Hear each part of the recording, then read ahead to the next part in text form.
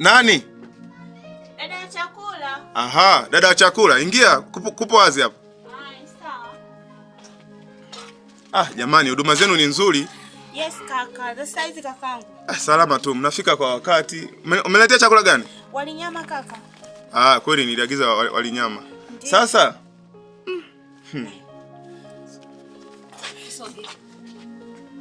Jamani. Dada, samahani nikuulize swali. Samahani kama nitaingilia maisha yako. Ndio. Unaniruhusu kukuuliza? Yes, niulize kaka. Hivi pale kazini kwenu unalipwa shilingi ngapi? 3000 kwa siku. 3000 kwa siku? Ndio. Kuanzia asubuhi hadi jioni 3000? Serious kweli? Kweli afu, yani huwezi jua ni 3000 kakangu. Sasa unafanyaje maendeleo kwa shilingi 3000? Mbona ni kaida kidogo sana hapo? Yaani kaka wewe acha. Tumia hiyo 3000 ningepewa hiyo jioni nienda kucheza mchezo, mwenzako unacheza mchezo. Nilishachukua mchezo. Ndio na kizi mahitaji yangu mimi.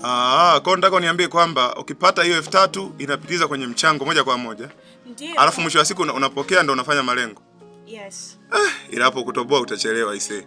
Yaani unautumia uzuri wako vibaya. Wazuri kama wewe wengine wanatumia iPhone, wanatumia wengine hata hadi gari, lakini wewe 3000 kwa siku sio serious. Sasa naomba nikuombe kitu kimoja kama hutojali. Sawa? Ndio. Wewe pale kazini kwenu nenda kaombe ruhusa kwamba nimepatwa na msiba, unaona? Ukasema mimi huko nitakaa kama siku 10. Ila ndani ya siku 10 hizo wewe unakuja hapa kwangu, unaona? Lakini kila utakapokuja mimi hapa nitakuwa nakupa shilingi 5000. Sawa? Au 10000 tufanye. Nitakuwa nakupa 10000 kwa siku nzima, yani nakupa hiyo 10000. Baadaye 3000 kule unapokea kazini 3000. Mimi nitakuwa nakupa 10000. Sawa dadangu? Kaka samani, naomba nikuulize kakangu. Niulize. Na kwa nini useme hivi utanipa hiyo 10000? Kwa nini?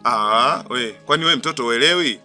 Kwani wewe bikra uelewi? Vipi wewe? Sielewi nini kaka? Changamka hapa mjini, ndio maana mnachelewa kuendelea. Hapana, mimi nimeipenda kazi yangu hiyo. Ndio inayonikizi hiyo kazi hiyo shilingi 3000 ninayopata. Mimi yani siwezi kulagaika na hela zingine. Yeye nitosha hiyo nilionayo kazi. Kweli? Ndiyo kaka. Sawa. Ndio maana mnachelewa kutoboa. Wewe kaka, kumbe wewe ni mjinga, si ndio lakini dadangu yaishe bwana.